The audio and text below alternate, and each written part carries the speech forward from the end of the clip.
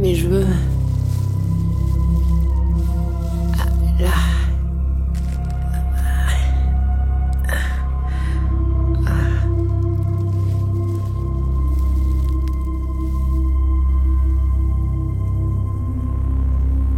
Voilà.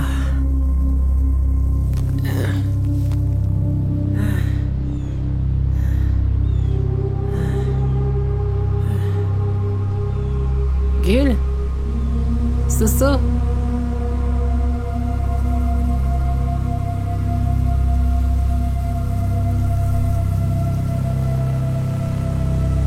Qu'est-ce que c'est que...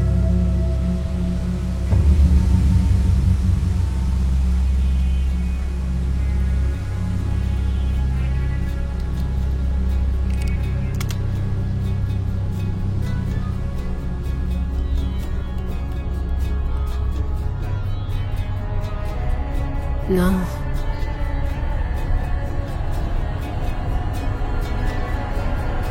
Gul? Gul? Gul?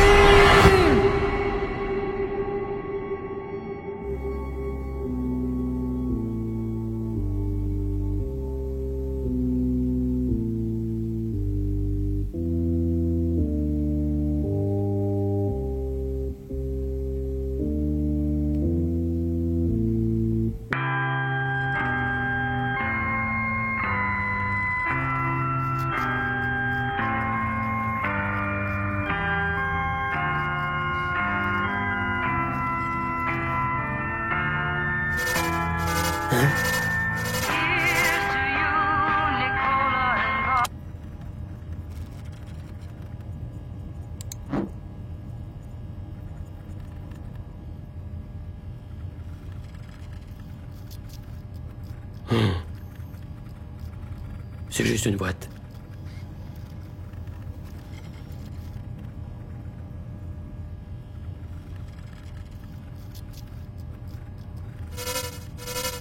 Oh.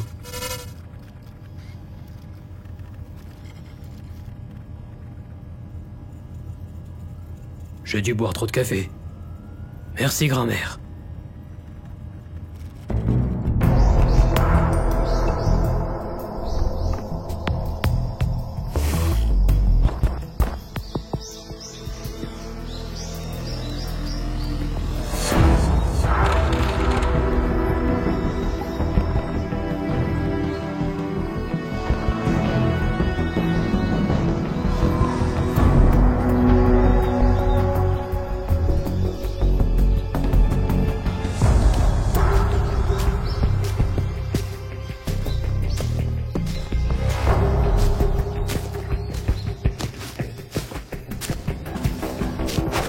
Ah.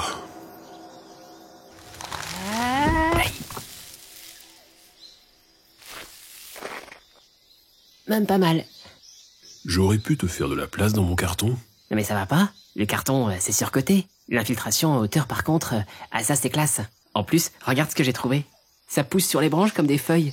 J'ai pas pu résister à en cueillir une. C'est pour ça qu'on doit se faire discret ici, technicien. Avec tous ces dispositifs de surveillance installés, je doute qu'on soit les bienvenus. Soso. Soso? Je vais l'appeler Soso. La caméra, je l'adopte. Elle est trop mignonne. Oui, question de point de vue. Ouais, bah puisque tu parles de point de vue, figure-toi que là-haut j'ai aussi pu faire le point. Quand j'étais tout en haut, j'ai pu regarder l'horizon. T'aurais dû voir ça. On croyait voir l'apocalypse. La tempête a quasiment tout avalé. Et elle file droit vers nous. Astrala, elle nous tombe dessus dans quelques heures. Diantre, moi qui pensais qu'on avait encore de la marge. De la marge, pourquoi? Tu nous as encore paumés. Mais cette fois sur un territoire sous ultra-surveillance. Ah bah bravo. Passage obligé pour rejoindre la ville, technicien. Ouais, bah pour la ville, c'est mort. Ce qui urge maintenant, c'est un abri. Alors il va falloir se contenter de ce qu'on trouve dans le coin. Genre ça?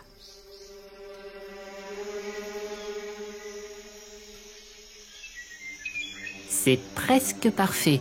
Manque juste un tout petit détail. Un toit, par exemple. Ah, bon, bah ça y est, là c'est sûr. Désolé, Soso, on est foutu. Qu'est-ce que tu fais? Une carte des lieux.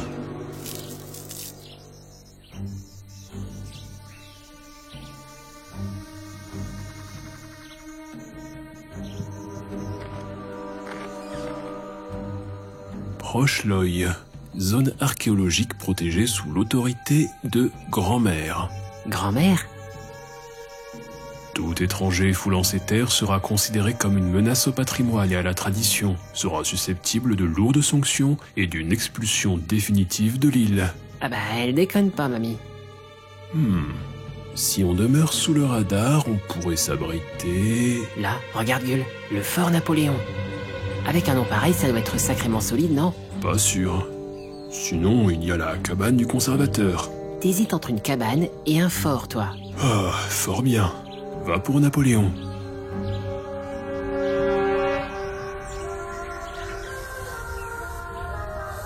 Gueule, ce serait pas... Oui, un drone censeur. Fuyons.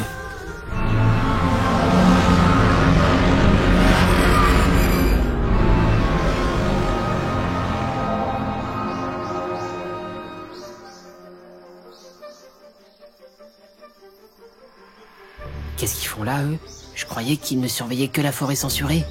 Intriguant. Il semble que quelqu'un leur ait donné une zone de surveillance plus large. Mais qui? Et pourquoi? Gueule?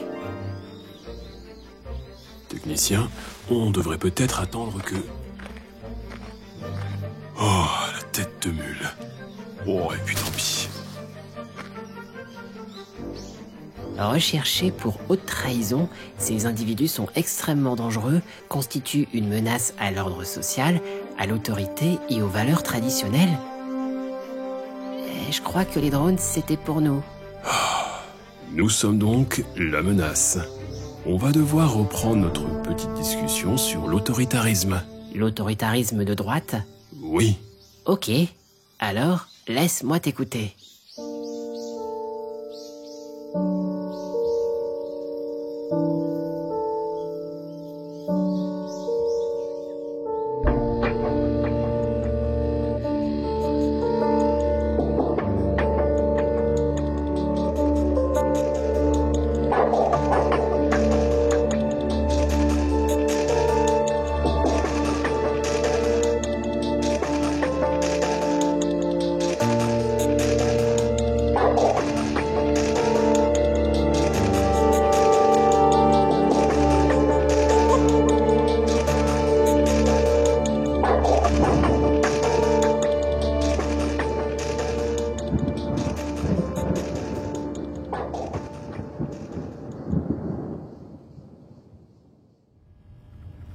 Nous sommes la génération identitaire.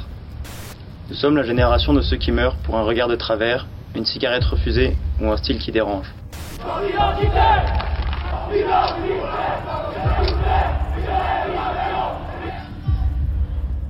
Nous sommes la génération de la fracture ethnique, de la faille totale du vivre ensemble, du métissage imposé. On est chez nous! On est chez nous!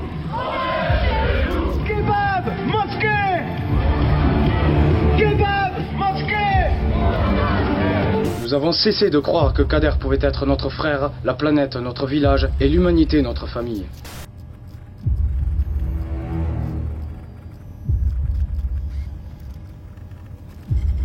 C'est droitier, c'est La meuf là? rien à foutre, meuf, pas meuf, c'est des rebeux. Ne vous méprenez pas, ceci n'est pas un simple manifeste, c'est une déclaration de guerre. Chez Boisienne, c'est où il y a tous les de l'île qui vont. Tu voles un dimanche en voiture, mais tu fais un bordel. Charlie Hebdo à côté, c'est de la piste de chien. Tout ça, merde. Ok, d'accord. Fond de cinquième. Là, t'aurais l'air fort. Sur un papier. Nous sommes la génération identitaire.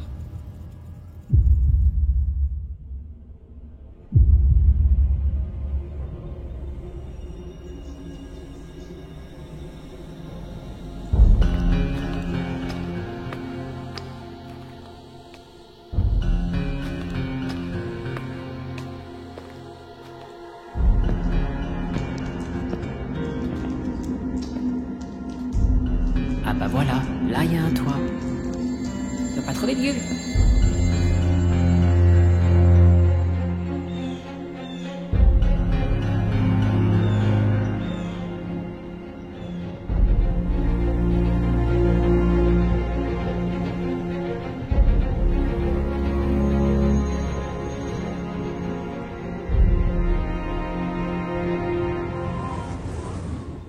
Précédemment, nous nous étions quelque peu éloignés des premiers travaux sur la personnalité autoritaire, nous intéressant davantage à la proposition d'un autoritarisme général, via notamment le dogmatisme de Rockish. Mais paradoxalement, ce type de proposition alternative a abouti à un renforcement des hypothèses affirmant un fort lien entre l'autoritarisme et les idéologies conservatrices de droite. C'est dans ce contexte qu'un chercheur canadien, Bob Altmaier, proposera ainsi une nouvelle approche de la personnalité autoritaire, qu'il nommera Right-Wing Authoritarianism, ou RWA, l'autoritarisme de droite. Droite parce que ça nous ramène à des valeurs plutôt conservatrices. Oui et non. Dans son livre The Authoritarian, Altmaier précise: un adepte autoritaire de droite n'a pas nécessairement des opinions politiques conservatrices. Au lieu de cela, c'est quelqu'un qui se soumet facilement aux autorités établies de la société, attaque les autres en son nom et est hautement conventionnel. C'est un aspect de sa personnalité, non une description de ses opinions politiques. Ouais, je m'en souviens. Il disait aussi que le comportement autoritaire n'était pas spécifique à un système politique et économique en particulier. Oui, car l'idéologie est un produit social. Elle dépend de l'époque, du contexte, de la culture, et j'en passe.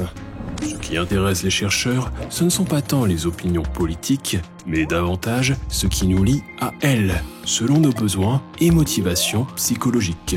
Ainsi, l'autoritarisme de droite définit un profil qui se soumettra aux autorités établies ou reconnues comme légitimes, qui attaquera autrui au nom de celles-ci et observera de près les normes établies. Soumission à l'autorité, agressivité autoritaire et conventionnalisme. Les trois caractéristiques de l'autoritarisme de droite. Quelle mémoire! Tu parles, c'est toi qui arrêtes pas de radoter depuis des lustres. Forcément, au bout d'un moment, ça reste. Je radote, moi. Bah ouais, nombre de fois où tu répètes la même chose, quoique de manière quelque peu différente, j'avoue. Puis au final, tu répètes encore et toujours les mêmes notions, les mêmes concepts, et avec le côté un peu autrement dit qui donne l'impression qu'en fait c'est nouveau, mais en fait c'est pas vraiment nouveau. Et après, bah forcément...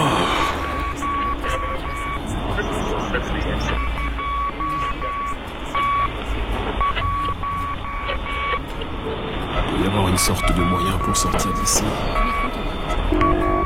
T'es là ? Gul. Oh, pardon. J'ai... Ça va ? Parfaitement. Qu'est-ce que... Afin de s'en faire une idée générale, voyons de plus près l'échelle RWA.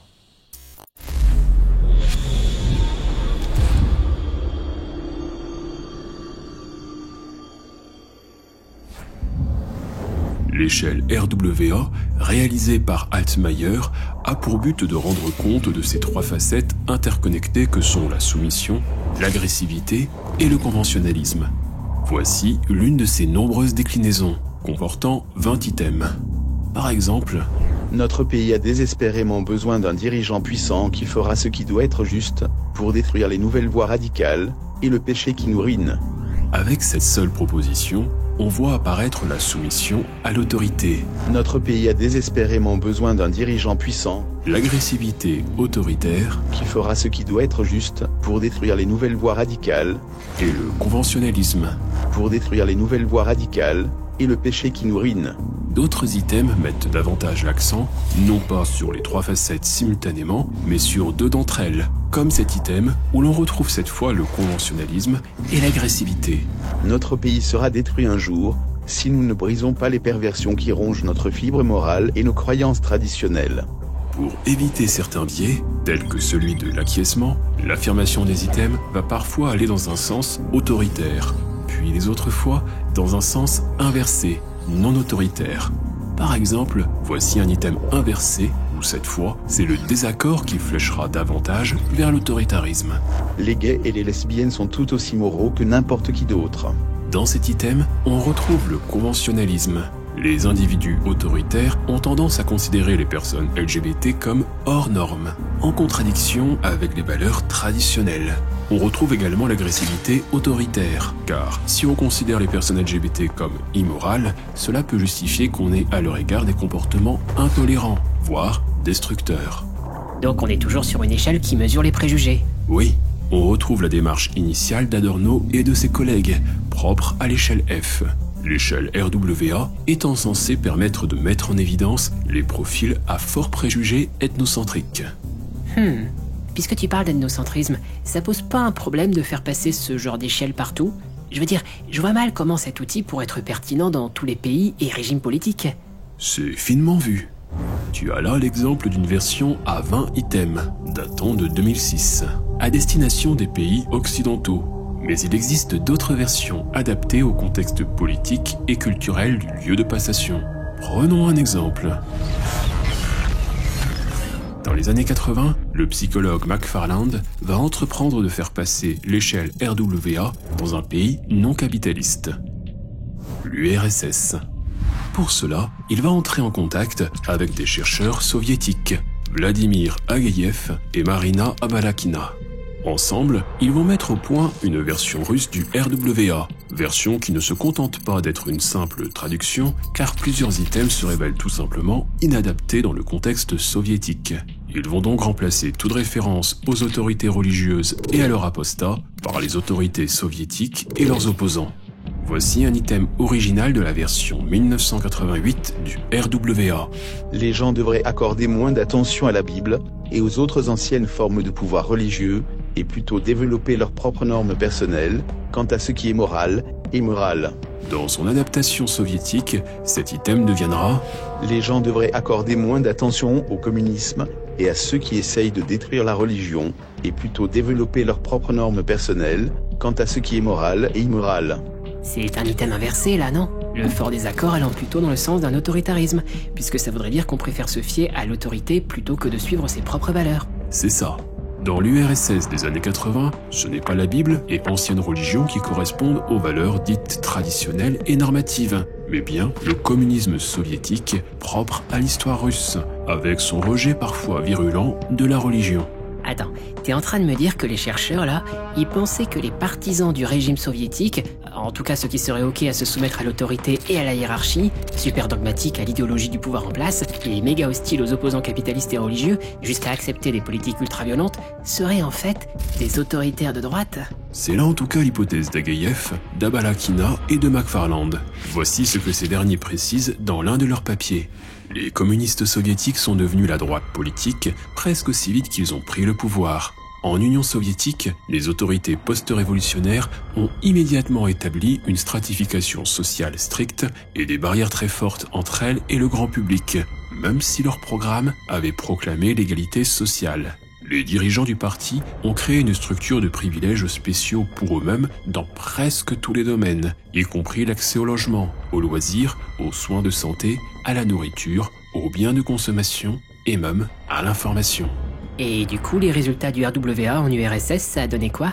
Pour résumer leurs conclusions, les chercheurs observent que l'échelle russe RWA s'avère tout aussi pertinente que la version occidentale de 1988. En cela que l'on retrouve une cohérence interne similaire et que les hauts scores au RWA prédisent, comme en Amérique du Nord, de forts préjugés à l'égard des groupes extérieurs, soit, dans le contexte soviétique, les capitalistes, les juifs, les étrangers, les femmes, les dissidents, les jeunes, les défenseurs de la liberté de la presse et de la démocratie.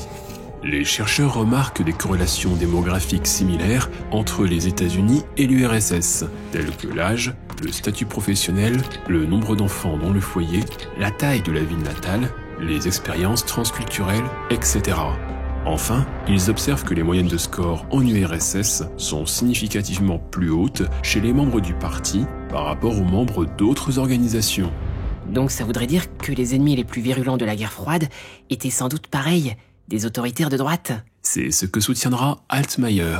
Les belligérants les plus sûrs d'eux dans les populations de chaque côté de la guerre froide, ceux qui se détestaient le plus et se blâmaient le plus, étaient psychologiquement semblables. S'ils avaient grandi de l'autre côté du rideau de fer, ils auraient probablement cru les dirigeants qu'ils méprisent actuellement, et mépriser les dirigeants en qui ils ont confiance actuellement. Ils auraient été certains que le côté qu'ils pensent actuellement avoir raison avait tort et auraient plutôt embrassé les croyances qu'ils méprisent actuellement. Ah bah bravo Gull, on vient de se mettre à dos tous les communistes. Attention techniciens, les chercheurs comme McFarland ou Altmaier font bien une distinction entre le communisme occidental, comme on le retrouve en Amérique et en Europe, et le communisme dont se réclamaient par exemple les partisans de l'URSS, et qui manifeste d'importantes contradictions internes avec les valeurs qu'ils sont censés défendre. Souviens-toi des précédentes études que nous avons déjà vues. Durant cette même période, les partisans communistes, en Europe, obtenaient généralement les plus bas scores à l'autoritarisme et au dogmatisme. Ouais, tu l'avais dit sur les dunes, faut pas confondre les valeurs que les gens affichent et leur comportement en vrai. On peut se dire de gauche et faire des trucs complètement à droite. Exactement. On voit là que l'échelle RWA n'est pas monolithique, qu'elle pourrait être adaptée selon le contexte, le type de recherche, et qu'elle ne sera pertinente qu'en étant complétée avec d'autres mesures. À noter qu'il existe aussi des versions RWA dites courtes, voire ultra courtes, ainsi que des versions qui séparent les différentes facettes afin de mieux les saisir et de les interroger. Ou encore des versions au contenu neutre, c'est-à-dire dont on a retiré les éléments politiques ou religieux les plus marqués afin d'éviter tout chevauchement entre les caractéristiques psychologiques étudiées et les contenus idéologiques propres au conservatisme de droite. Je vais te passer technicien toutes les itérations et autres mises à l'épreuve, car ce serait bien trop long et tout à fait dispensable quant à nos propres investigations. Sache juste que l'échelle RWA est à ce jour considérée comme fiable et pertinente pour mesurer ce qu'elle est censée mesurer, et plus encore. En effet, l'échelle RWA se révèle à ce jour le meilleur outil de prédiction des préjugés, plus spécifiquement à l'encontre des groupes extérieurs perçus comme menaçants par rapport à l'ordre social établi. Elle permet de prédire les préjugés racistes, sexistes, les préjugés homophobes et transphobes, ainsi que les préjugés à l'égard des personnes présentant un handicap mental. Elle se révèle aussi pertinente pour prédire l'orthodoxie religieuse, le nationalisme, l'opposition aux droits des femmes, les préférences anti-environnement. Elle rend compte d'une plus grande acceptation des châtiments corporels, des méthodes éducatives violentes et autoritaires, une plus grande demande de sévérité de la part du système judiciaire, une plus forte acceptation des politiques ultra-sécuritaires, etc. Ok, je te le dis tout de suite Gull, au risque de paraître intolérant, je suis pas très chaud à l'idée de fréquenter ce type de profil. Je peux te comprendre.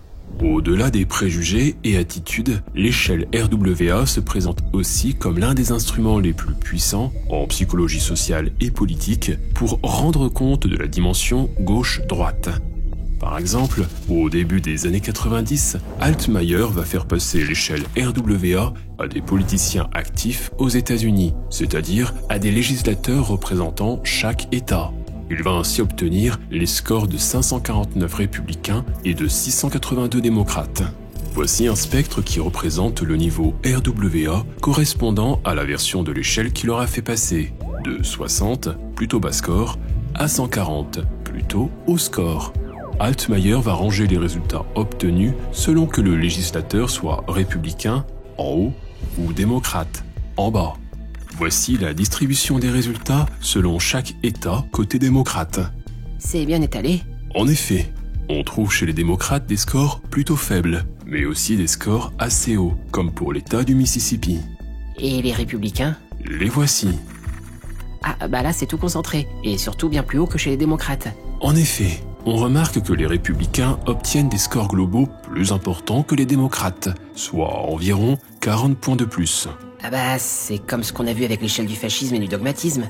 Plus c'est à droite, et plus les scores sont hauts. C'est ça, ce qui n'empêche pas encore une fois de trouver des hauts scores chez certains démocrates. Par conséquent, si le RWA est avant tout une mesure de caractéristiques psychologiques, les chercheurs constatent bien une étroite association entre l'autoritarisme et les attitudes politiques de droite, ce qui sera confirmé par diverses études et méta-analyses. Attends, t'as dit tout à l'heure qu'il y avait des échelles RWA neutres, sans truc idéologique. Est-ce que ça marche pareil? Que les hauts scores sont aussi chez des gens plutôt à droite? Oui.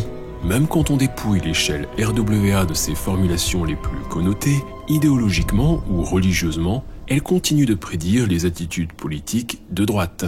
Mais attention, l'échelle RWA est un outil conçu pour permettre de mieux saisir l'autoritarisme, ses différentes facettes, ses racines et déterminants. Il ne s'agit pas d'interroger les orientations politiques, mais de mieux saisir les attitudes et comportements autoritaires à fort préjugés. Ce que je te propose donc, c'est d'en explorer ces sous-domaines, à commencer par la soumission à l'autorité.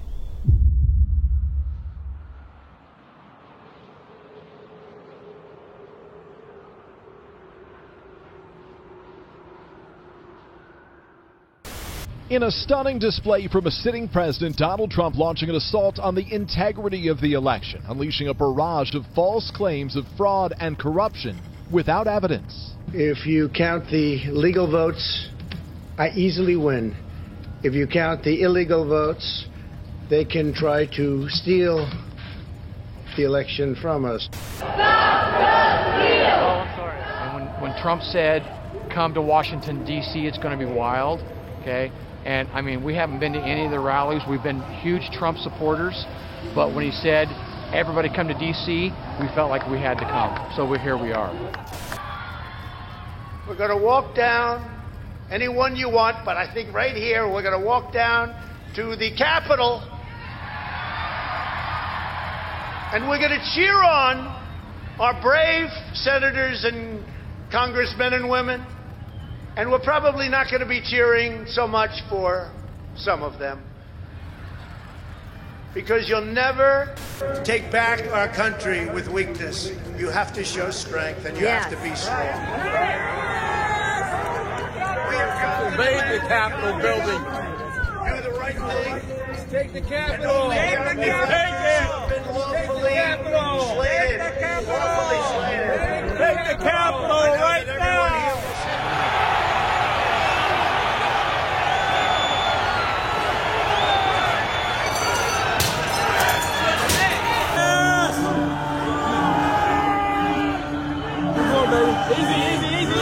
Those who invaded our Capitol and battled law enforcement for hours were motivated by what President Trump had told them, that the election was stolen and that he was the rightful president. President Trump summoned the mob, assembled the mob, and lit the flame of this attack.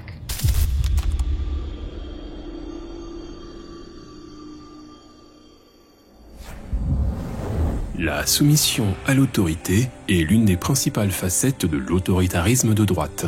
Elle désigne les attitudes non critiques à l'égard des autorités morales idéalisées de l'endogroupe. Autrement dit, les hauts scores ORWA se conformeront et obéiront davantage aux autorités qu'ils estiment légitimes. Quand tu dis autorité légitime, tu penses au gouvernement ? Pas forcément. Les autoritaires de droite pourront tout à fait se rebeller à l'encontre d'un gouvernement officiel ou de ses institutions, lui désobéir, mais ce, au nom d'une autre autorité qu'ils estimeront plus légitime car correspondant davantage aux mœurs traditionnelles. Il n'est pas rare d'ailleurs de voir dans l'histoire des contestations de groupes d'extrême droite, prêts à renverser les institutions, mais toujours au nom d'une autorité qu'ils considéreront comme supérieure. L'attaque du Capitole peut être une illustration récente. Alors que le président Trump venait de perdre les élections, beaucoup de ses supporters se refusaient à admettre la défaite et étaient prêts à attaquer les institutions officielles, telles que le Capitole, afin de défendre leur leader. I want to tell you right now, this guy is the epitome of leadership. On a là un exemple d'action violente de l'alt-right. Et l'on peut retrouver dans ces comportements les composantes de l'autoritarisme de droite, soit l'agressivité autoritaire, mais aussi, et c'est là ce qui nous intéresse, la soumission à l'autorité, car Trump demeure pour eux l'autorité légitime qu'ils suivront et défendront. Ah, donc on peut se rebeller par soumission à l'autorité. Oui. De plus, par autorité, il ne faut pas entendre uniquement l'autorité officielle. De manière assez large, l'autorité, pour les RWA, peut désigner les parents, les responsables religieux, la police, les juges, les leaders politiques, les hauts gradés de l'armée, des membres du gouvernement, voire le dirigeant du pays si ce dernier est conservateur. L'une des manifestations de cette soumission passera notamment par une plus forte crédulité ainsi qu'une plus grande indulgence à l'égard des autorités.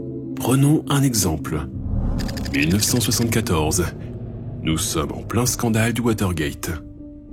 Depuis 2 ans, Richard Nixon, 37e président des États-Unis, est mis en cause dans une affaire d'espionnage politique, ce qu'il va longtemps nier. And I want to say this to the television audience. I made my mistakes, but in all of my years of public life, I have never profited from public service. I've earned every cent. And in all of my years of public life, I have never obstructed justice. And I think, too, that I could say that in my years of public life, that I welcome this kind of examination, because people have got to know whether or not their president's a crook. Well, I'm not a crook. L'opinion publique est divisée entre ceux qui croient leur président et ceux qui, au contraire, émettent de plus en plus de doutes. Les preuves à l'encontre de Nixon deviennent progressivement de plus en plus accablantes, jusqu'à la publication dans la presse d'un enregistrement impliquant explicitement le président dans cette affaire. Une procédure de destitution est lancée à son encontre. Afin d'éviter une telle humiliation, Nixon démissionne de lui-même le 9 août 1974. Altmaier observe très attentivement ces événements, s'intéressant particulièrement au fait que certains Américains semblent maintenir leur confiance à l'égard de Nixon, malgré toutes les preuves accumulées. En effet, même après que sa culpabilité soit devenue incontestable, 24% des Américains continuaient néanmoins à soutenir Nixon, considérant qu'il ne méritait pas d'être forcé à quitter ses fonctions. Pour mieux saisir cet étrange soutien, Altmaier va lancer plusieurs études en utilisant son échelle RWA. Il va constater que, d'une part, les hauts scores mettront plus de temps que les autres à douter de Nixon, seront ses ultimes défenseurs, et ce malgré les preuves accumulées contre lui. D'autre part, les hauts scores considéreront les abus de pouvoir de Nixon comme moins graves par rapport aux autres participants. Ce qu'il faut comprendre ici, c'est que les hauts scores acceptent que leurs autorités aient recours à des pratiques illégales et abusives. Différents travaux d'Altmaier confirmeront une telle indulgence. Par exemple, les RWA élevés accepteront de leur autorité des abus de pouvoir et autres actions liberticides, comme la fouille illégale de bureaux de presse afin d'obtenir des informations confidentielles, comme des arrestations et opérations de raid sans autorisation ni mandat de perquisition, comme l'interdiction du droit de réunion d'opposants politiques qui manifesteraient pacifiquement contre les actions du gouvernement, etc. On retrouve une même tolérance des RWA aux abus de pouvoir de l'autre côté du bloc. En URSS, McFarland et son équipe constatent que les hauts RWA accepteront davantage que leurs autorités fassent obstacle à la liberté de la presse, ou encore accepteront de la part de leur autorité qu'elle réprimande toute dissidence prônant la démocratie. Altmaier conclut ainsi. Toutes les études que je connais montrent que les RWA élevés ont tendance à être plus soumis à l'autorité établie que la plupart des gens. Ils tolèrent et même approuvent les abus de pouvoir du gouvernement. Ils sont relativement disposés à mettre de côté les boucliers constitutionnels contre de tels abus. Ils sont indifférents aux questions de droits de l'homme. En URSS, ils se sont ouvertement prononcés contre la démocratie. Attends, il y a un truc que je pige pas là. Je me suis peut-être planté, mais je croyais que les autoritaires étaient à fond pour le respect des lois, jusqu'au boutiste. C'est pas logique qu'ils tolèrent ce genre d'abus. Tu as raison. Les autoritaires peuvent être très rigides quant à leur rapport à la norme. Mais attention, même si les autoritaires souhaitent généralement que chacun se plie à la loi, cela ne vaut pas pour les autorités qui légitiment, car ces derniers, en tant que protecteurs de ces normes, sont considérés comme au-dessus de la loi. Les suiveurs autoritaires estiment que leurs autorités seront plus à même de prendre les décisions car étant au sommet. De plus, ils souhaitent ardemment que leur leader conserve le pouvoir, et pour cela, ils accepteront pour lui que la fin justifie les moyens. D'accord, donc d'un côté, on accepte les mensonges, les abus de son leader, et de l'autre côté, on reproche le moindre petit écart des autres gens, surtout justement s'ils sont pas de notre groupe. C'est pas un peu beaucoup paradoxal, ça ? Comment on peut être dans une contradiction comme ça ? De notre point de vue, cela peut paraître contradictoire, mais pas du point de vue des autoritaires. Altmaier a étudié les modes de pensée de ces profils et il a repéré que ces derniers font preuve d'une pensée fortement compartimentée, un peu comme si leurs idées et croyances étaient rangées dans des tiroirs différents. Ils peuvent ouvrir un tiroir, indulgence à l'égard des autorités, tout en maintenant un autre tiroir fermé, allergie aux mensonges et à la tromperie. Et inversement selon les circonstances, ce qui leur permettra de condamner les exogroupes pour un rien, tout en étant indulgents pour un comportement grave de la part de leurs autorités. Ce type de compartimentation leur permet ainsi d'avoir des jugements en double standard. D'un côté, être très sévère et punitif vis-à-vis de celles et ceux qui ne respecteraient pas la loi, et en même temps, être très indulgent quant à leurs leaders et autorités qui ne respecteraient pas la loi. Ouais, mais pourquoi ? Qu'est-ce que ça leur apporte, ce genre de compartimentation et de double standard ? Cela répond à leurs besoins, techniciens. Ce qui leur importe, ce n'est pas la justice, la loi ou la vérité. Ce qui les motive en premier lieu, c'est la justification du système, le statu quo, le maintien d'un ordre social présent, voire le retour à un ordre social plus ancien. Si le leader ou l'autorité en place est considéré comme apte à répondre à de tels besoins, les ORWA le protégeront coûte que coûte. Eh ben, pas rassurant. Du coup, je me demande, tu dis que les autoritaires de droite accepteront des actes pas jojo de la part de leur autorité, mais est-ce qu'ils accepteraient aussi de faire eux-mêmes des actes pas jojo si leur autorité le leur demande ? Tu penses à un acte en particulier ? Bah en fait, ouais. Dès que tu as parlé de soumission à l'autorité, j'ai tout de suite pensé aux études de Milgram. Tu sais, quand des gens obéissent à une autorité et vont jusqu'à torturer un type, le faire souffrir jusqu'à le blesser mortellement. Ton exemple est intéressant, d'autant que des travaux très récents répondent précisément à tes interrogations. Ah ? Déjà, petit rappel, qu'est-ce que le paradigme de Milgram ? Dans les années 60, le psychologue Stanley Milgram lance un programme de recherche pour explorer les racines de l'obéissance destructrice. Suite aux atrocités de la Seconde Guerre mondiale, il se demande comment des individus, semble-t-il ordinaires, sans hostilité manifeste à l'encontre des groupes sociaux brutalisés, ont finalement obéi, en participant à la mise en place des déportations, de la torture, des actes génocidaires. Dans ses premières expériences, Milgram met en scène une situation où une autorité, ici un scientifique, ordonne à des participants d'administrer des chocs électriques à un autre participant. L'autre participant est un acteur. Il n'y a pas de choc électrique réel. Mais ça, le participant qui reçoit les ordres ne le sait pas.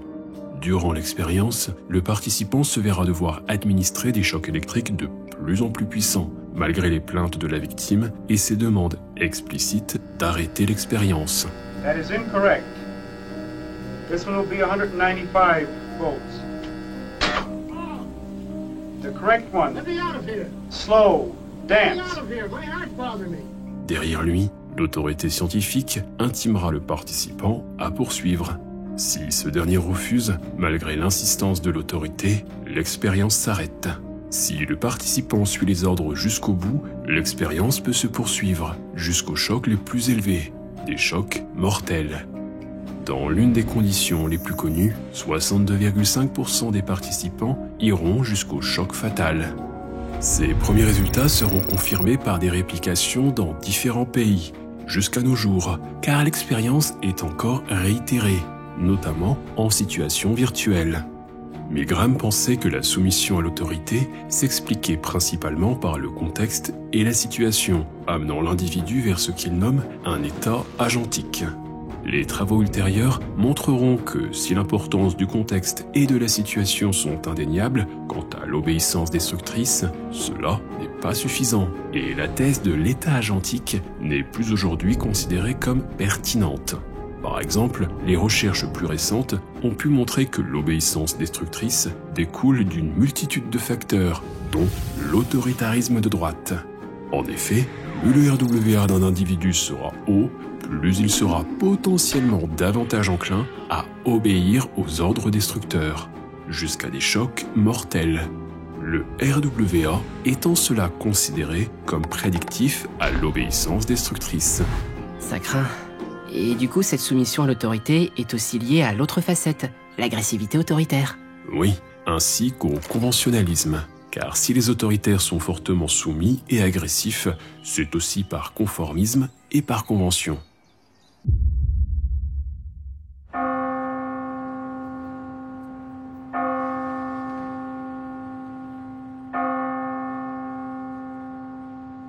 Bonjour à tous, bienvenue dans Enquête d'esprit. C'est une réalité plus sournoise que tous les virus, plus dangereuse que toutes les épidémies, plus contagieuse aussi que toutes les infections.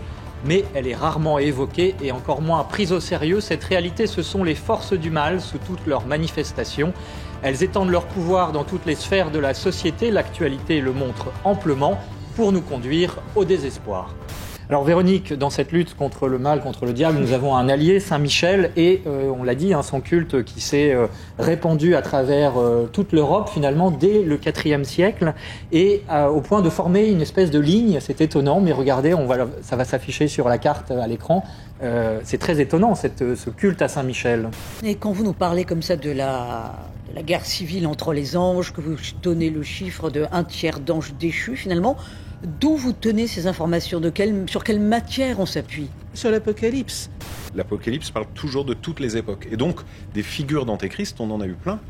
Comme le disait le père à l'instant, des régimes politiques, des personnalités, etc. Je vois des gens qui donnent l'impression par moments de perdre réellement la tête. J'ai toujours envie de leur dire, d'abord, n'écoutez pas les faux prophètes qui vous disent le Seigneur est ici, le Seigneur est là. Nul ne sait ni le jour ni l'heure, pour commencer.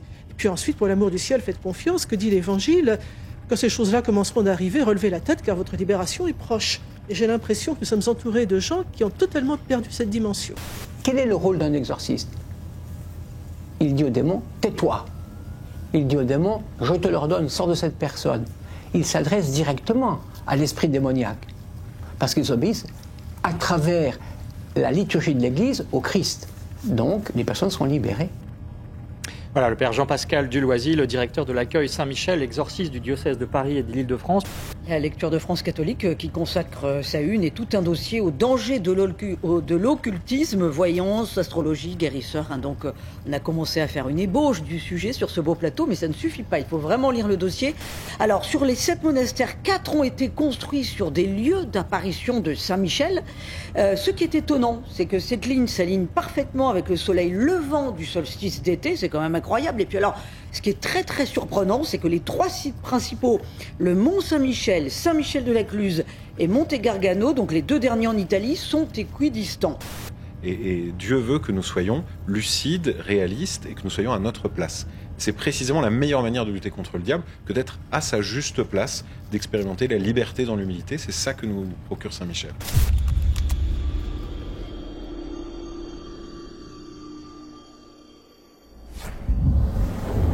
Le conventionnalisme désigne la tendance à se conformer à des normes conventionnelles, plus précisément celles approuvées par les autorités, et à vouloir que tout le monde s'y conforme. Dans le contexte actuel de l'Amérique du Nord, ainsi que de nombreux pays européens, un haut conventionnalisme se traduira par l'adhésion à des objectifs capitalistes et consuméristes, par certaines représentations traditionnelles, telles qu'un modèle familial hétérosexuel, avec la femme restant prioritairement à la maison pour s'occuper des enfants, par un certain soutien aux mythes méritocratiques, venant justifier les inégalités sociales, ou encore par une identification à des valeurs morales chrétiennes.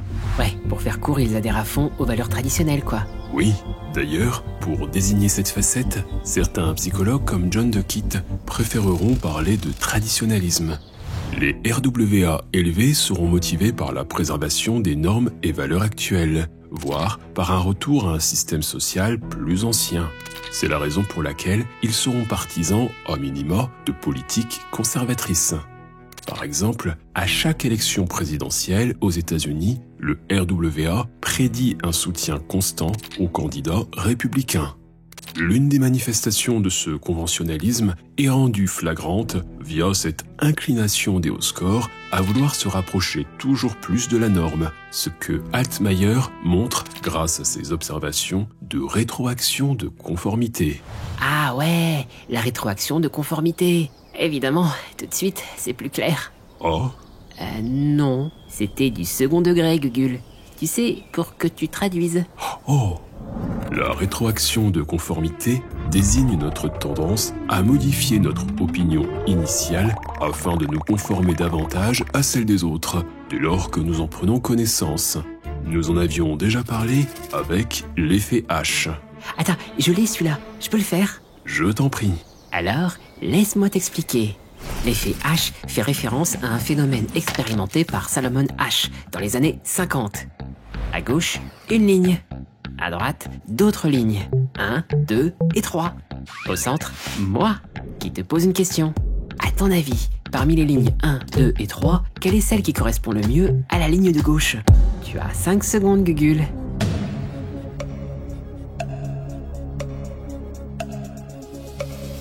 C'est bon, tu l'as? La ligne 1. Bravo, tu as répondu correctement. Prends pas trop le melon, Gule. Tu as répondu correctement, mais comme 99% des gens, hein. Diantre.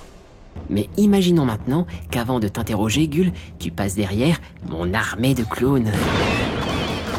Trop classe. On refait l'expérience. Quelle ligne à droite correspond la mieux à celle de gauche? La 2. La 2. Facile, la 2. La 2, chef. Regardez-moi le Gugule. Il sait bien que la bonne réponse c'est la 1. Et là, après que mes autres moi aient tous donné une mauvaise réponse, bah ça le fait bugger.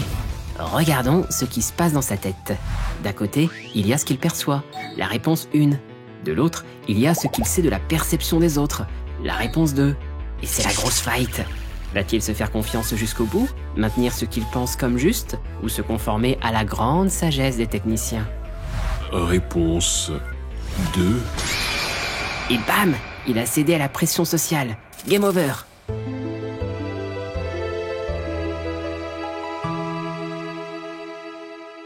T'inquiète, Gule, t'es pas le seul à te conformer ainsi. Dans l'expérience de H, sous l'influence sociale, le taux d'erreur des participants passe de 1 à 37%. Autrement dit, parfois on suit la majorité par crainte d'aller à contre-courant. On préfère avoir tort en groupe qu'avoir raison seul. Alors, j'étais comment? Magnifique.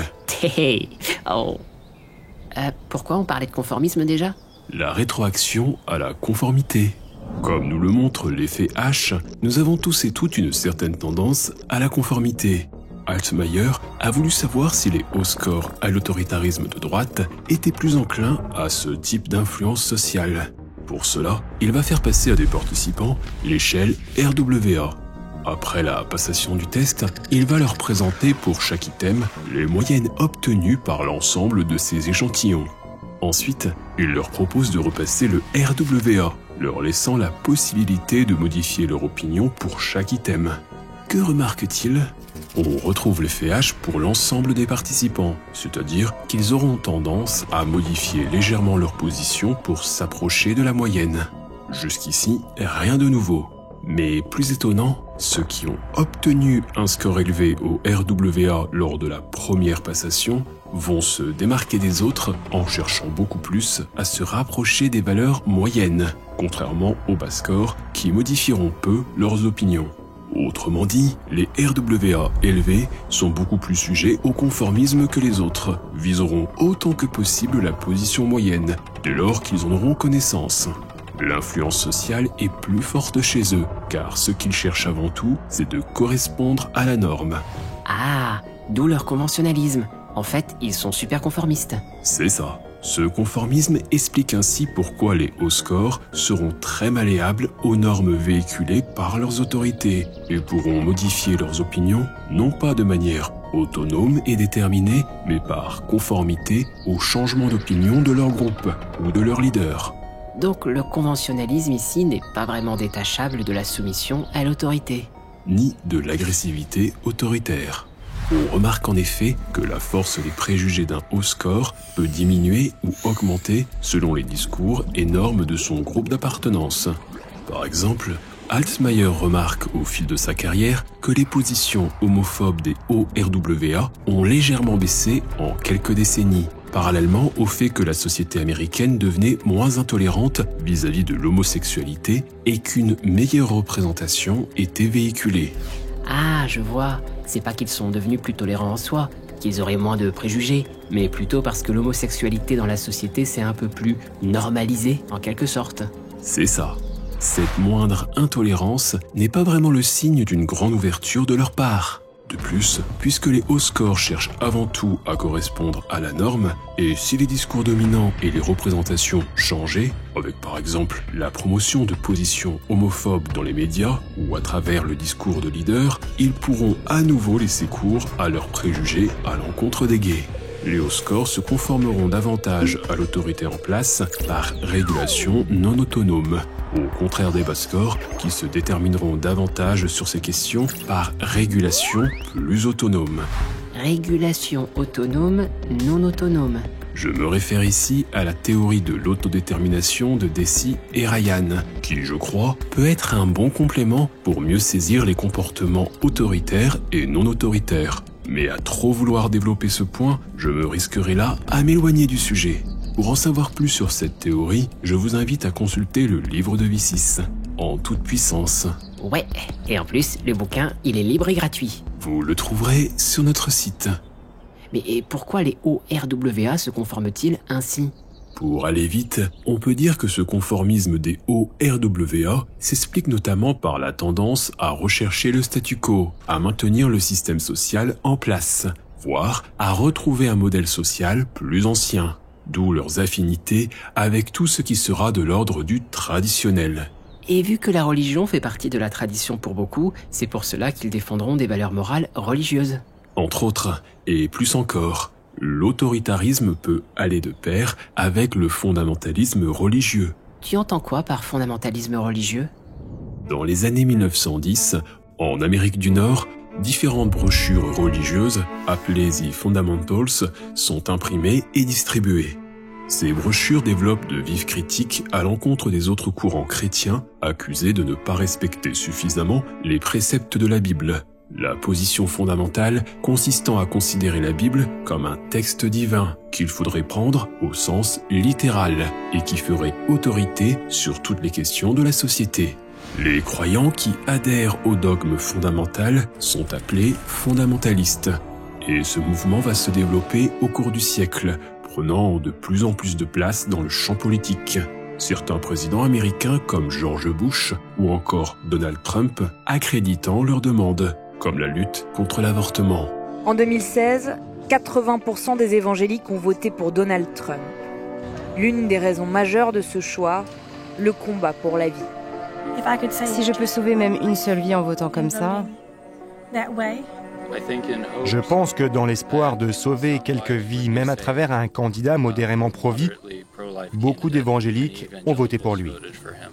Les fondamentalistes chrétiens prônent un retour à l'enseignement de la Bible à l'école, adhèrent au créationnisme, rejettent le darwinisme, sont contre l'avortement, le mariage gay, adhèrent aux normes traditionnelles de genre, etc. Dans les années 1990, Altmaier et Hansberger vont particulièrement s'intéresser au fondamentalisme qu'ils définissent comme la croyance qu'il existe un ensemble d'enseignements religieux qui contient explicitement la vérité fondamentale, intrinsèque, essentielle, infaillible sur l'humanité et la divinité, que cette vérité essentielle est fondamentalement combattue par des forces du mal qu'il faut combattre avec vigueur, que cette vérité doit être suivie aujourd'hui selon les pratiques fondamentales et immuables du passé, et que ceux qui croient et suivent ces enseignements fondamentaux ont une relation spéciale avec la divinité. Ça veut dire que le conventionnalisme ne concerne pas une religion spécifique. Oui.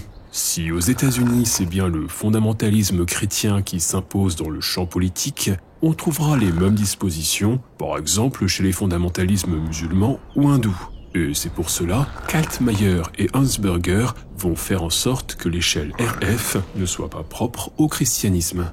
RF ? L'échelle Richard Ferrand ? Non.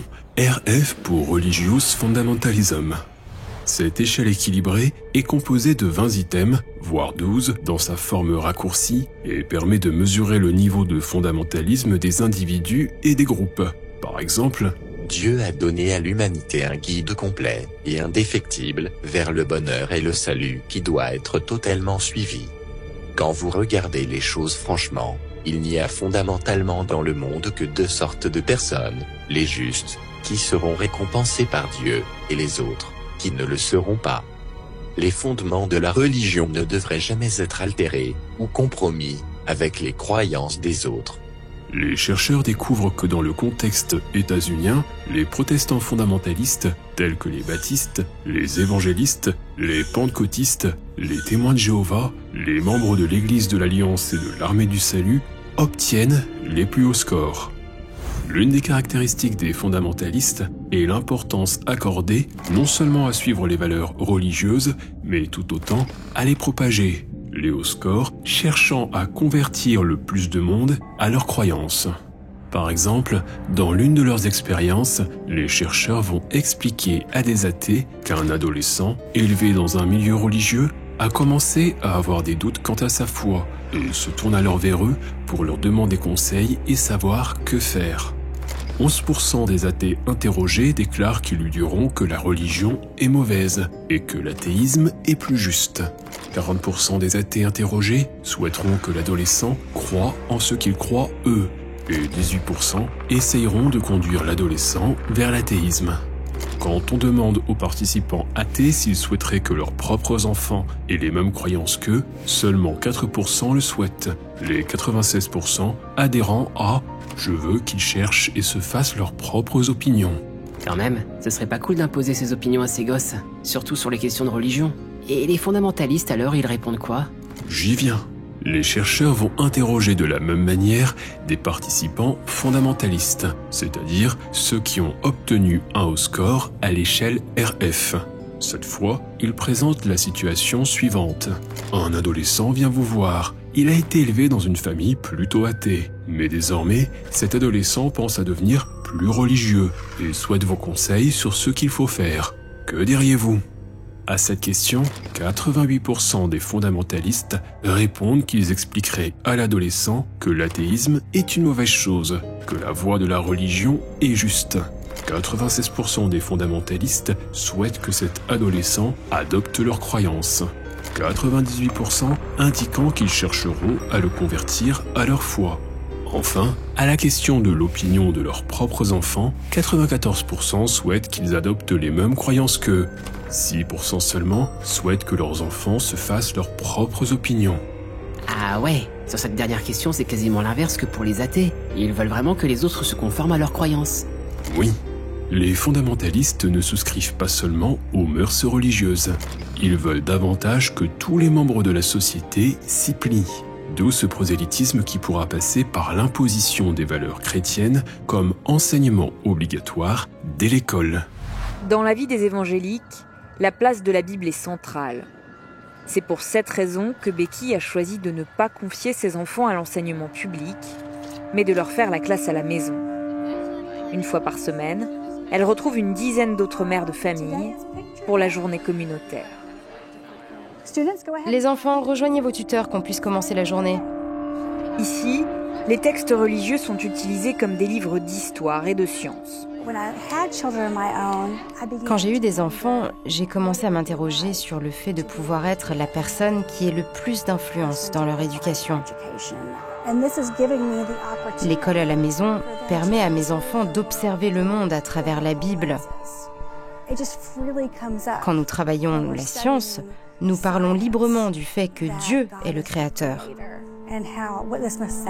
Ou par exemple lorsque nous travaillons les mathématiques. Cela nous montre que Dieu est logique, compréhensible et concret. Mais attends, ça me rappelle ce que dénonçait Bobby Anderson avec l'enseignement du dessin intelligent. En effet. Actuellement, on voit les discours fondamentalistes revenir avec force dans de nombreux États américains.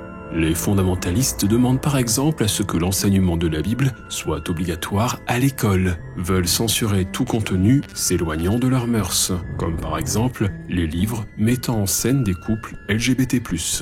Altmaier remarque que ce militantisme fondamentaliste dans les écoles illustre un mode de pensée dogmatique. Prenons l'illustration suivante. My name is Ralph Rebant and I'm running for the governor of Michigan. I'm a pastor, but I'm running on bringing God back into culture because I'm convinced that if we don't get God right in this next election, nothing will matter. Bringing God back to Michigan, what would that look like? Would there be religion taught in schools? There would be, as our founder said, the Bible should be the basic textbook in Scripture. In schools. Are there books that you don't want to see in schools? I would remove the pornography. So we need to ban books that have pornographic imagery in them, right? Yes. Because somebody was telling us about a book that had like 2 daughters getting their dad drunk and having sex with them. Yeah, I knew you were going that way. I knew you were doing that. Yeah, it's a good point. So you're saying ban the Bible in school? No, I'm not saying ban the Bible in school. I get where you're going with your questions. Right, because you're saying anything that has a pornographic image should be banned, and that there are some images in the Bible about sex and incest and things like that. So it sounds like you're saying we should ban the Bible. What I am saying is that the Judeo-Christian principles on which our country is founded need to be brought back into culture. And I can't state it any more clearly than that. If that means banning the Bible, so be it. The Bible would not be banned from culture or... From the schools. I'm just saying the schools. Protect the kids. Cet exemple illustre l'une des observations des chercheurs. Les fondamentalistes à haut score auront tendance à accorder plus d'importance à la conclusion plutôt qu'à l'argumentation, d'où de multiples contradictions qui peuvent apparaître dans leur discours, et le malaise qu'ils auront quand on le leur signalera. Cette prévalence de la conclusion sur l'argumentation est l'une des caractéristiques observées tout autant chez les profils autoritaires que chez les fondamentalistes. Altmaier a interrogé cet aspect en proposant à des participants des tests de déduction. Il leur propose le syllogisme suivant. Tous les poissons vivent dans la mer. Les requins vivent dans la mer. Par conséquent, les requins sont des poissons. Altmaier demande ensuite aux participants de se prononcer sur la validité d'une telle inférence. Je peux ? Je t'en prie. Alors là, quand on voit ce type d'inférence, ça peut nous retourner le cerveau. Car d'un côté, on a une conclusion que l'on sait vraie, mais on sent bien qu'il y a une entourloupopette. Même Soso l'a vu. Déjà, la première phrase. Tous les poissons vivent dans la mer. C'est faux, puisque les poissons vivent aussi ailleurs, comme en eau douce. Mais passons, c'est surtout le raisonnement qui est gênant. Vous voyez pas ? Pas grave, je vous fais ça en schéma et ça va vous crever les yeux. Tous les poissons vivent dans la mer. On fait un gros cercle, la mer. Dedans, on fait un plus petit cercle. Les poissons qui vivent dedans. Ils sont mignons, hein ? Les requins vivent dans la mer. Je fais donc un autre petit cercle requin que je mets dans le gros cercle mer. Car selon l'inférence, ils vivent aussi dedans. Et bam, qu'est-ce qu'on remarque ? Le cercle poisson et le cercle requin sont bien dans le cercle mer. Mais pour que la conclusion soit valide, il faudrait que le cercle requin soit dans le cercle poisson. Et c'est pas du tout le cas. Mon verdict ? Cette inférence, elle est tout moisie. Bravo ! Effectivement, l'inférence est mauvaise.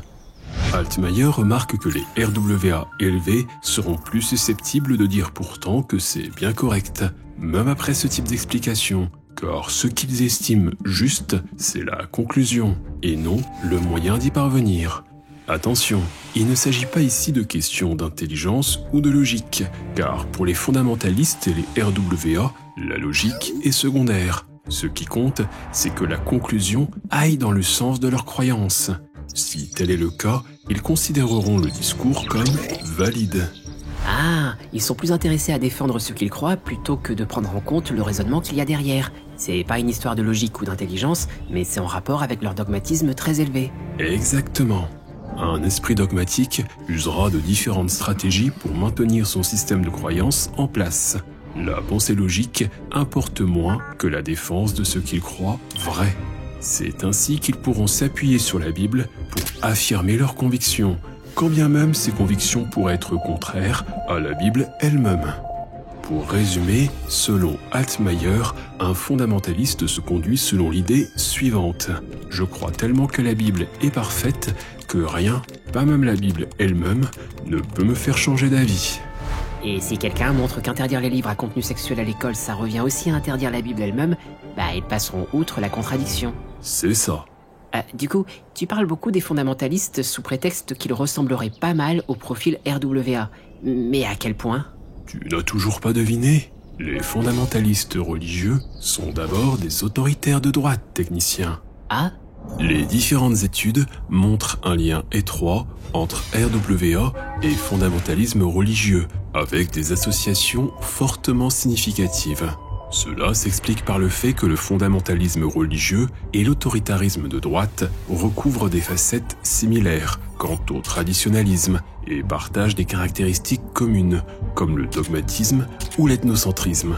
De plus, ils sont motivés par le rejet de changements socio-économiques, d'où le fort lien avec le conservatisme de droite aux États-Unis comme ailleurs. Cependant, cela ne veut pas dire que tous les hauts scores ORWA seront fondamentalistes. Par contre, on peut dire sans prendre trop de risques que les fondamentalistes religieux seront quant à eux d'abord des hauts scores RWA. Tu dis d'abord. Ça veut dire quoi? Qu'ils seraient d'abord autoritaires avant d'être fondamentalistes? La question de l'œuf et de la poule. Difficile à dire, mais Altmaier considère pour sa part que c'est bien l'autoritarisme de droite qui prévaut sur le fondamentalisme, et non l'inverse, car le fondamentalisme s'agence selon nos trois facettes autoritaires.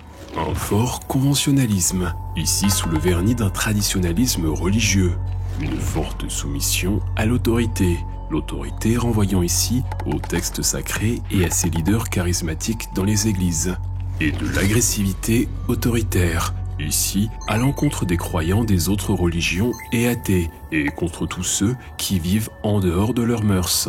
Agressivité qui sera amplifiée par leur croyance à lutter contre des forces du mal, contre le diable.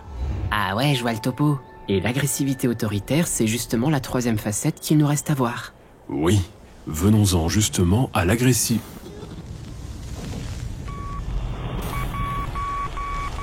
Gull, ça va?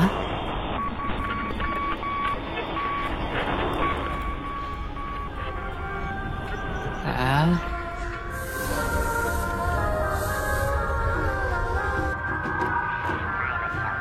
Oui, grand-mère. Nos capteurs ont signalé des signes de vie. Oui, grand-mère. J'ai pris les commandes manuelles. Que dois-je faire? Non, grand-mère. Non, je n'ai jamais fait ça. Je veux pas avoir à... Oui. Comme un jeu vidéo? Oui. Oui, je comprends. Oui, grand-mère. Je fais ça.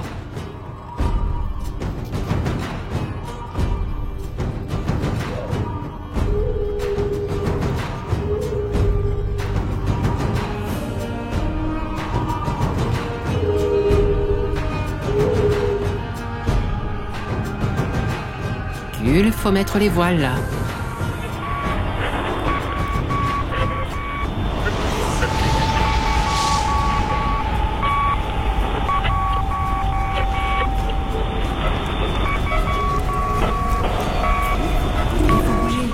Gull, Gull.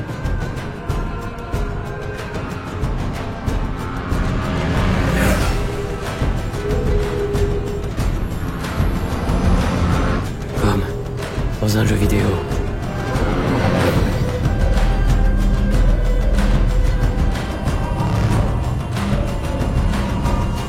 Hein? C'est quoi ces empreintes?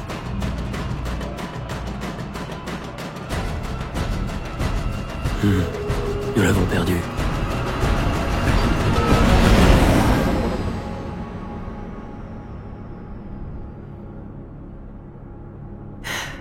C'est bon, je crois qu'ils sont partis.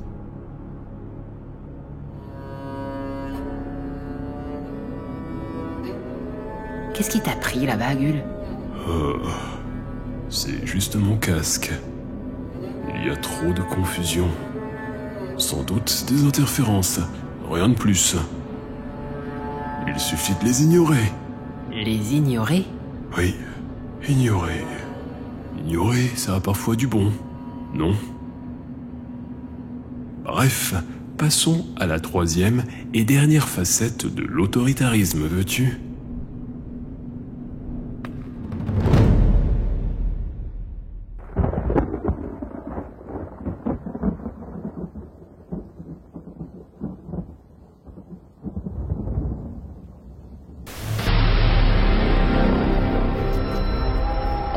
Nation envahissante, de faux Hongrois empoisonnent nos esprits par des tromperies et des intrigues malsaines. Ils dépouillent la nation de son héritage et de son droit inaliénable. Ils bafouent les traditions avec une haine sans pitié. Ils font tout pour que nous oublions. Le fouet et la hache comme symbole, l'armée des brigands, ce n'est pas un parti politique mais une milice qui, à l'occasion, fait des descentes dans les ghettos roms. On ne devrait pas avoir besoin d'aller patrouiller dans les villages, mais il faut bien maintenir l'ordre. Notre but est d'assurer la sécurité pour les habitants du village. On vient à leur demande. Les extrémistes se sont installés dans le village pendant de longues semaines. Une démonstration de force filmée par les Roms eux-mêmes. Des groupes de paramilitaires venus parader devant les maisons des tziganes. Parfois comme cet homme, un fouet à la main. Pour l'armée des brigands, le Rome est l'ennemi de toujours. Et leurs références sont glaçantes. C'est un soldat hongrois de la SS. Il y avait une division hongroise dans la SS. C'est tiré d'une affiche de recrutement. Moi, personnellement, je suis un national-socialiste. Le national-socialisme, c'est la philosophie la plus parfaite pour construire un État. Pour moi, le Troisième Reich était la plus parfaite construction d'État dans toute l'histoire mondiale.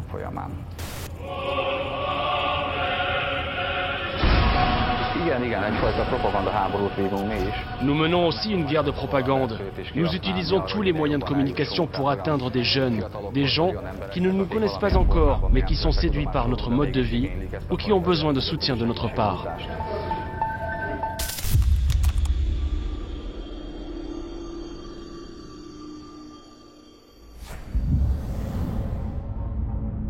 L'agressivité autoritaire désigne des attitudes et comportements hostiles à l'encontre des individus ou groupes considérés comme suspects, menaçants, en raison notamment de leur éloignement des normes et valeurs sociales défendues. L'une des manifestations de cette agressivité va apparaître via de forts préjugés et comportements discriminants.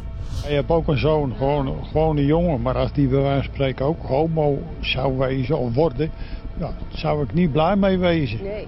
Maar ja, dan loopt hij straks hand in hand over straat. Dat moet je natuurlijk niet willen. En dan moet hij maar een portie klappen krijgen.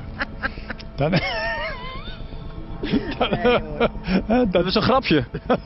Nee. Als hij hand in hand gaat lopen dan met zijn vriend en dan krijgt een portie klappen, nou, dan vind ik dat wel goed. U zegt nu als uw eigen zoon homo zou zijn en die krijgt op straat klappen, dan is dat zijn eigen schuld. Ja, krijgt hij van mij nog een paar klappen bij. Ainsi, les ORWA manifesteront des préjugés à l'encontre des Noirs, des étrangers, des migrants. Ils sont voleurs, ils sont assassins, ils sont violeurs, c'est tout ce qu'ils sont. Des femmes via une vision traditionnelle de genre. And of course, women must earn less than men, because they are weaker, they are smaller, they are less intelligent, and they must earn less. That's all. Des féministes, des LGBT+, ou encore à l'encontre de tout groupe considéré comme déviant par rapport à la loi et aux mœurs, ou plus généralement à l'encontre des minorités. C'est ce qui fait de cette échelle l'un des meilleurs prédicateurs de préjugés généraux. Ouais, pour faire simple, les autoritaires de droite sont champions du monde des préjugés. Pas tout à fait. Ils ne sont que troisièmes sur le podium des préjugés. Hein ? Selon Altmaier, si l'on devait ériger le podium des profils psychologiques à forts préjugés, le RWA serait sur la troisième marche. En deuxième position, on retrouverait le dominateur social, le SDO. Et en première position, le double haut score, SDO, RWA. Attends, il y a des gens qui sont à la fois suiveurs autoritaires et dominateurs sociaux. Oui, mais nous verrons cela une autre fois. Je souhaite pour l'instant me concentrer sur les autoritaires de droite. L'agressivité autoritaire peut se présenter via un penchant pour le recours à la punition, que l'on peut notamment retrouver dans l'éducation des enfants. Des travaux portant sur les violences éducatives, tels que l'usage de châtiments corporels comme méthode pédagogique, montrent que les autoritaires de droite seront plus enclins à accepter un tel usage, y voyant un mode d'apprentissage efficace, voire nécessaire. Cela s'explique notamment par le fait qu'ils souhaitent que leurs enfants leur ressemblent, croient les mêmes choses qu'eux, qu'ils se soumettent à leur propre autorité comme ils se soumettent eux-mêmes aux autorités qu'ils jugent légitimes. Comme ce que tu évoquais avec les fondamentalistes religieux. Ils veulent à tout prix que leurs enfants se conforment à eux. C'est ça. Ce rapport à la punition se retrouvera tout autant dans le système judiciaire. Altmaier va en effet observer que les autoritaires de droite se montreront très sévères à l'encontre de toute personne considérée comme portant atteinte à l'ordre établi, tel qu'un manifestant par exemple. Et plus la personne incriminée sera de faible statut ou sera associée à un groupe minoritaire, plus ils réclameront des peines lourdes. À l'inverse, plus la personne incriminée aura un statut supérieur, plus ils réclameront des peines moins lourdes, voire demanderont une certaine indulgence à son profit. Par exemple, si un mendiant hippie frappe un comptable, les ORWA pourront être très sévères en matière de peine. Mais à l'inverse, si c'est le comptable qui frappe le mendiant hippie, ils se montreront plutôt indulgents.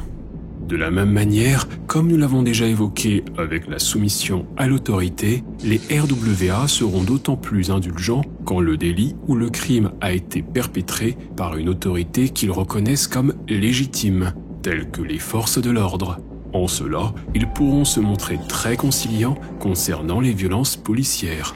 Notons d'ailleurs que les ORWA peuvent être demandeurs de ces violences disproportionnées par les forces de l'ordre, voire considérer comme nécessaire le recours à la torture.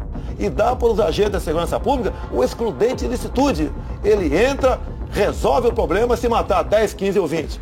Com 10 ou 30 tiros cada ele tem que ser condecorado e não processado. Eh mais attends, avec tout ce que tu viens de dire, ça me fait penser comment sont traités les actus selon les chaînes de télé. Et aussi les réactions politiques qui suivent, qui seront différentes si ça vient plutôt d'un manifestant, d'un délinquant ou de la police. C'est pas vraiment traité de la même manière. Oui, notre perception des violences policières pourra être médiatisée par notre niveau d'autoritarisme. Plus on sera basse-corps, plus on risquera d'être choqué par de telles violences.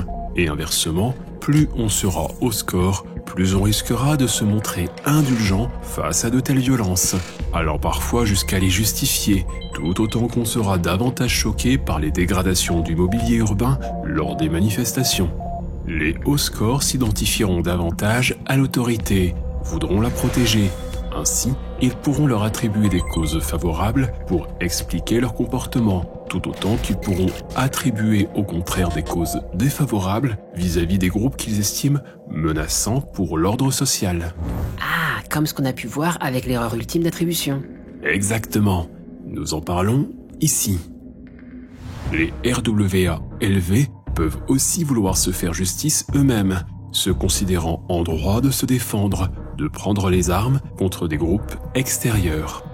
Là où nous, les nationalistes racialistes, on doit être assez malins, c'est en gros laisser le combat intersectionnel les obliger à s'exterminer entre eux, toi. Quand les féministes, les LGBT, les juifs, les bougnoules, les nègres, tout ça vont commencer à se bouffer la gueule entre eux, et tu aiguises tes armes et en fait, quand ils se sont bien affaiblis, tu achèves les bêtes. Des études ont pu montrer que les RWA élevés pouvaient être motivés à se réunir en groupes organisés, type milice, pour maintenir l'ordre contre des groupes qu'ils estimeront menaçants. Ils n'hésiteront pas à user eux-mêmes de violences physiques, généralement en groupe, contre d'autres individus, souvent en incapacité de pouvoir se défendre. Par exemple, en Hongrie, des milices d'extrême droite se sont formées, s'en prenant à des groupes minoritaires tels que les Roms. Dans ce contexte, les comportements agressifs allant jusqu'à des violences physiques extrêmes, telles que le meurtre, a pu être connectés au RWA. C'est pour des crimes racistes commis sans état d'âme que ce tribunal de Budapest a rendu son verdict ce mardi. Les juges ont condamné 3 hommes à la prison à vie sans possibilité de libération conditionnelle pour le meurtre de 6 Roms entre 2008 et 2009, dont un enfant de 5 ans. Les 4 Hongrois étaient tous membres d'un noyau dur de supporters d'une équipe de football, affichaient des penchants néo-nazis et étaient âgés de 28 à 42 ans au moment des faits. Durant l'une de leurs attaques dans la nuit du 22 février 2009, un homme de 29 ans et son fils de 5 ans ont été abattus alors qu'ils tentaient de s'échapper de leur maison en feu.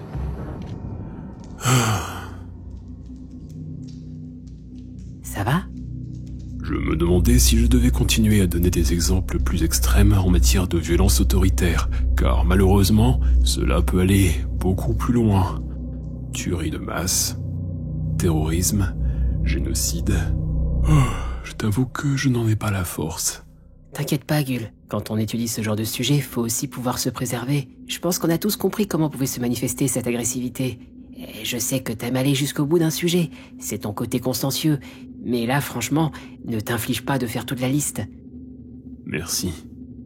Du coup, Soso et moi, on va devoir rebondir avec une question pour nous remettre sur les rails. Je t'écoute. Tu me vois venir. Pourquoi ils font ça? Pourquoi ils s'autorisent une telle violence, tout en jugeant sévèrement n'importe quel gars qui sort un tout petit peu des clous? Pour plusieurs raisons. L'une d'elles étant qu'ils estiment leur propre recours à la violence comme étant moralement justifié. Les ORWA se considèrent comme moralement bons, estimant se battre pour maintenir des valeurs et des normes qu'ils croient légitimes, supérieures. Ils sont donc persuadés d'être dans le camp du bien, celui de l'ordre, de l'autorité, de la protection, de la sécurité. En cela, cette agressivité n'est compréhensible qu'à l'aune des deux autres facettes de l'autoritarisme, car elle est souvent une réaction à la peur de la perte des valeurs conventionnelles et traditionnelles, et déterminée par la soumission à l'autorité. En effet, les ORWA sont parfois dans l'attente d'une autorisation de leurs autorités pour laisser cours à leurs préjugés. Ainsi, il ne sera pas étonnant de voir se multiplier des comportements agressifs racistes dès lors qu'une figure de la droite dure, voire de l'extrême droite, s'approchera ou s'accaparera du pouvoir. Par exemple, dans les jours qui ont suivi l'élection de Trump, en novembre 2016, les crimes haineux ont augmenté, visant principalement les personnes perçues comme non blanches, les migrants, les non-chrétiens, les LGBT+, et autres groupes minoritaires. Les actions racistes, sexistes, homophobes étant parfois explicitement justifiées par leurs auteurs comme la conséquence de l'accession de Trump au pouvoir. Right after Donald Trump was induced in Maine, I got this call at that time. I can't wait till Trump is president. We're going to round you fucking subhumans up and send you on your fucking way. Why do we, the American taxpayer, have to pay for you subhuman mother and why do we have to pay for you? Go the fuck back to Somalia. D'autres études ultérieures ont montré par la suite que la rhétorique de Trump participait à désinhiber les individus à forts préjugés, expliquant ainsi l'augmentation des crimes de haine. Ce phénomène a été appelé Trump Effect. Donc, plus l'extrême droite politique devient visible et obtient du pouvoir, et plus les profils autoritaires activent leur agressivité. Exactement. Altmaier parle d'union létale. L'agressivité des RWA est stimulée par les leaders autoritaires et leur alliance a un fort potentiel destructeur. Malheureusement, les exemples sous le mandat de Trump ne manquent pas. L'attaque de Charlottesville, en Virginie, l'assaut du Capitole en sont de tragiques illustrations. Franchement, j'ai vraiment du mal à comprendre comment on peut faire de telles actions en s'imaginant que tout cela est légitime, qu'on serait dans le camp du bien. Car cette agressivité est avant tout motivée par le besoin de sécurité. La plupart des autoritaires ne se considèrent pas comme des attaquants, mais comme des défenseurs, des protecteurs. En effet, les chercheurs retrouvent chez les RWA élevés un fort ethnocentrisme intergroupe qualifié de défensif. Comprend par là qu'il ne s'agit pas tant pour eux d'attaquer des groupes extérieurs, mais davantage de défendre leur propre groupe. Cette défense ethnocentrique explique la défense des valeurs conventionnelles et traditionnelles, leur conformisme, ainsi que leur soumission aux autorités. Ils suivront et protégeront quasiment à n'importe quel prix leurs autorités, tant que celle-ci leur apparaît comme pouvant répondre à leurs besoins de sécurité et d'ordre social. L'agressivité à l'égard des groupes extérieurs est donc très souvent la conséquence d'attitudes et de comportements pro-endogroupe associés à un sentiment de menace. Gull, t'es en train de dire que les autoritaires de droite sont agressifs parce qu'ils ont peur? Peur n'est peut-être pas le bon mot, technicien, mais si par là tu entends le fait de se sentir menacé, Soi et son groupe. Alors, oui, c'est en effet l'une des caractéristiques centrales des ORWA. Les autoritaires de droite auront en effet tendance à se sentir plus en danger par rapport à des profils non autoritaires, ce qui sera mis en avant par leur vision du monde qu'ils percevront comme dangereux. Oh, diantre! Waouh, tu fais bien le gars qui se sent menacé, Gull. Bravo! Non, technicien, je suis sérieux. Quoi?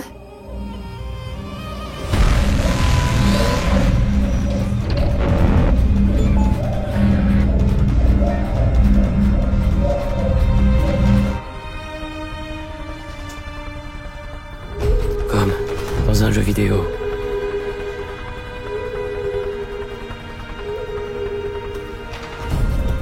Gull? Technicien, attention!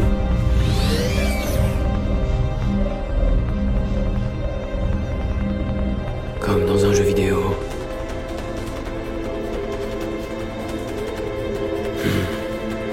Non, je suis un homme. Bah... What? Il est tout mouru? Je suis désolé, grand-mère. Je ne peux pas. Je suis cadreur, pas sniper. Comment ça? Comment ça, vous prenez le contrôle? Accès verrouillé. Admin. Grand-mère. Prends le contrôle. Oh non. Oh non, non, non, non, non, non. Oh. On dirait bien qu'il a déposé les armes.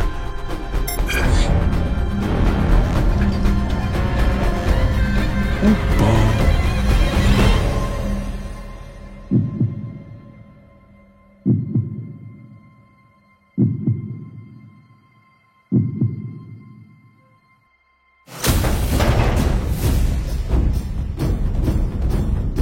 On se barre. Bonne idée.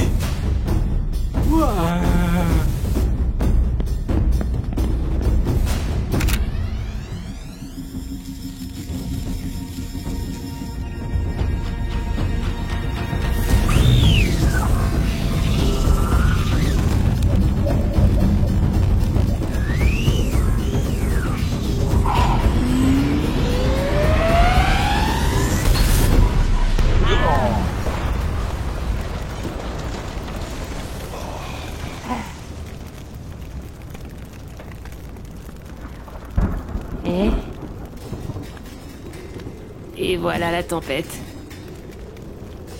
C'est donc ça, la loi d'Eddie Murphy? Tu te trompes. Quoi, c'est pas comme ça qu'on dit? Non, le pire est plutôt là.